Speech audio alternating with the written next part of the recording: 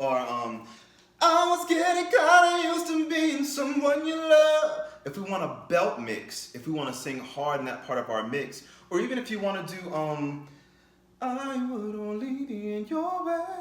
Hi. Even if you want to sing softly, we need to strengthen the connection from top to bottom.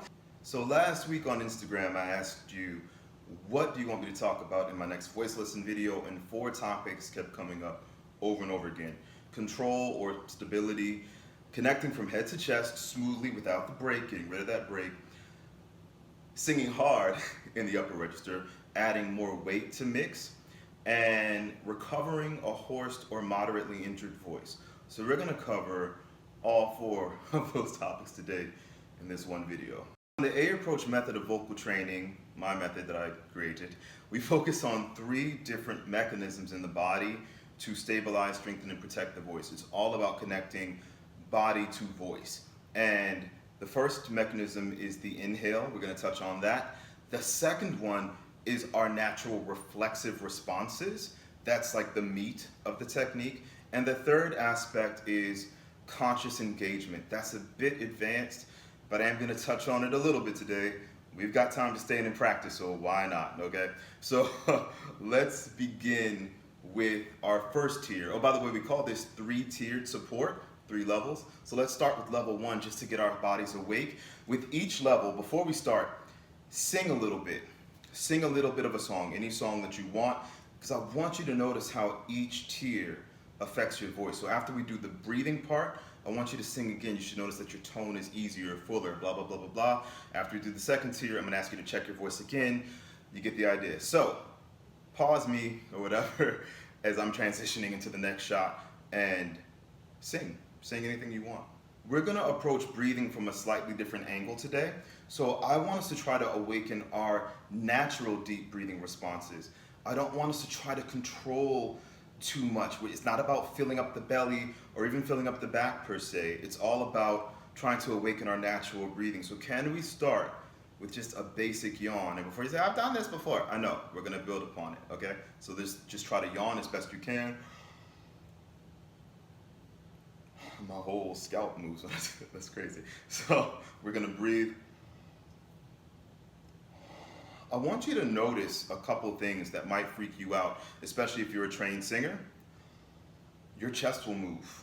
Can we just establish right now how bad that is not? So I know a lot of you have been taught like the chest should never move, the chest is evil. I've been trying to scream from the mountaintops how not true that is. Your diaphragm lives within your rib cage. A part of it fully descending upon inhalation means the chest has to open up. So it's okay. I just want to point this out. So notice there's a difference between a broadening, a panoramic chest as I like to call it, versus a high.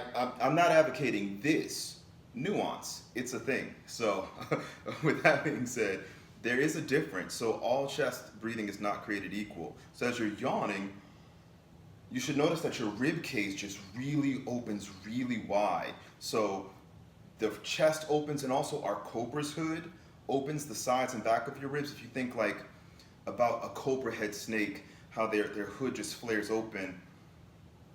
Yeah, so it's almost like the way a bodybuilder does a lat spread, only we're not like muscularly forcing this. We're doing it with the breath. We're yawning, and the rib cage just opens. I also want you to draw awareness to how the back walls of your throat just stretch open. So the pharynx just opens up. These walls are muscled, and they can be warmed up and stretched. They can be restricted and tight. They have a lot to do with how easily air comes into our body and how easily sound comes out, especially high notes. Point that out. So if you want to have more control, if you're more experienced, you can do some conscious yawn-space breathing. We teach this a lot in A approach, where you consciously lift the soft palate. If you're not sure what that means, look in a mirror and look at your uvula, the little dangly thing in the back of your throat, and make it lift up. If you can make it lift up, it affects all kind of other muscles too. We call it the facelift effect in A approach, because everything's connected. If you can make it lift up, you'll find that you can inhale very deeply, very quickly, very easily. And on the exhale, I'm doing an ocean breath. Yoga style, although I'm really consciously trying to keep that space open. You can even do it with a closed mouth to challenge yourself. On the inhale and then on the exhale. So notice, even though my mouth is closed, your mouth is closed, I can still feel that kind of smiling in the back of my throat. I can still feel it lifting up. Now, if all of this stuff is just too much for you, if you're like, I don't know what the heck he's talking about, just yawn. You can just try to stimulate good old-fashioned yawns.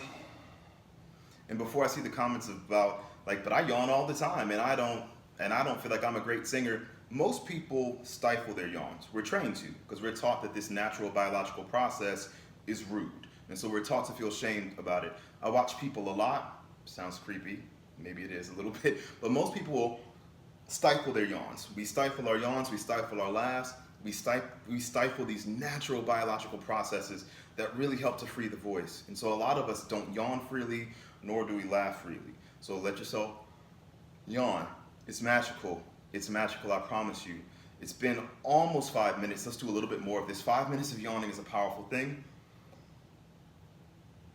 Really focus on feeling the space in the back of your throat open. Your rib cage will also respond. Your belly might actually go in because your rib cage is opening so much. So don't be alarmed by that. This is a bit on the advanced side. I know many of us have been taught, like, fill your belly, fill your belly. We're taking it to another level right now, okay? Quarantine life. So we're going to another level. We got to take it up a notch. Now, if you did it right, you should notice a difference already. Let me back up out the camera, it's a bit aggressive. Okay, if you did yawn-space breathing correctly, sing a little bit. It's not gonna be perfect, we just did one thing. But you should notice, oh, my voice is a little clearer. Or maybe my natural breathing is a little easier. Oh, snap. You know, do people still, nobody says that. Okay, so let's take it up a notch. I wanna do the sniff. This is an old classical technique that really helps to rev the engine up, so to speak. We're gonna sniff audibly. Some of you have done this with me before, so I'm going to speed it up. I want you to sniff as if it's an inquisitive sniff. It's audible. Like, is that smoke? Is something burning? I want you to notice when you do this, you're focused on your nose, but your rib cage opens up. Oh, do you see that? And you should really want to feel the breath get packed into the sides and back of your rib cage. That's like our real powerhouse as vocalists. The sides and back of our rib cage, like we have wings or a cobra's hood. So as I sniff, I widen, okay? And this might freak you out, but the tummy might actually, what am I, 6? Your belly, your abdominal wall will actually come in and up. That transverse abdominis, that transversus is gonna kick in, and we get lifted as well. So we get lengthened and also widened. So as we get more advanced with vocal technique, breathing is more about a V shape and less about a teardrop shape. So I don't want you to be alarmed by this. I know many of you have been taught belly, belly, belly, belly, but we're getting rib cage, chest wall, sides and back of our ribs. And as we're also lengthening the spine through this, the abdominal wall kind of comes in and up. So I don't want you to be freaked out by that. So we sniff, sniff, sniff. Feel that breath, and can we hold for a second when we're full? Not at the throat, but can we feel our back muscles kind of grabbing that air? So you're gonna hold your breath for like a few seconds, 3 to 5 seconds. No need to go to 40 or 30 or even 10, but just hold for a few seconds. Just feel your back muscles hold that breath, and then just let it out. We're just warming up. We're not trying to challenge our body too much right now. This is a warm up. We're gonna get to the workout segment in a second. Lastly in this series, we're gonna use my personal favorite, which is a pursed lip inhale. Now my private students know, I tell them all the time, do 5 of these and your voice will be better. I promise you. I promise you. So let me break down the rules here. And you can go at whatever pace makes sense, but we inhale silently through pursed lips, tiny mouth, the most minute mouth opening that we can muster. So, you know, like you're about to, grandma about to give you a kiss, like that. So we're gonna tiny lips, soft throat, soft shoulders. And you're not trying to guide the breath to any particular place. This can be kind of tricky if you've had some training, because you're gonna have to kind of get out of the way of your body and let your body do its thing. So I'm inhaling through tiny lips, just trying to focus on the feeling of that faint touch of air against the lips, and I'm letting the breath go wherever the hell it wants to go. I'm not trying to make it feel my belly. I'm not even trying to make it feel my ribs or my chest or my pelvic floor, none of that. I'm just letting the breath go where it wants to go. I'm letting my body show me what it wants to do. So the tiny mouth in silent breathing, it's a catalyst to stimulate our natural deep breathing responses. You might notice that the belly gets sucked in a bit as the rib cage flares open. And when you're full, just let it out and breathe normally for a little while. I don't recommend doing this back to back to back. Try to let yourself have a moment where you're just breathing normally for a little while. And by a little while, I mean maybe 30 seconds or so, and then do it again. Keep the throat soft. It's not that, it's silent, soft throat, soft shoulders.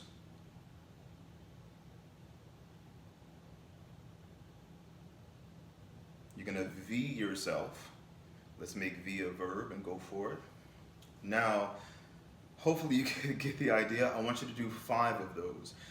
After you do 5, pause me and sing. And you should be like, whoop, voice is a little better, and you're welcome. Now seriously though, it should feel already more stable, more free. And the reason why is because your vocal cords and your diaphragm are really designed to respond quite automatically to our desire to communicate if they have space. And the breath work that we just did works to restore space, to release and open the throat, to open the rib cage, to decompress the spine. You might feel a little taller. You might feel like your posture's a little better, like you've got more space across the collarbones. You might feel like your neck is a bit longer, so the breath really affects our shape. In A approach, we don't talk about posture a lot because we view the breath as being quite autocorrective to the posture. And so it really affects the shape of your body. So it's like the energy that kind of affects, how the structural integrity of your form, of your physical form. So play with that. This is all just to prepare our bodies for like the nitty gritty of what we're about to do. So grab your straws because we're about to work out in the next one.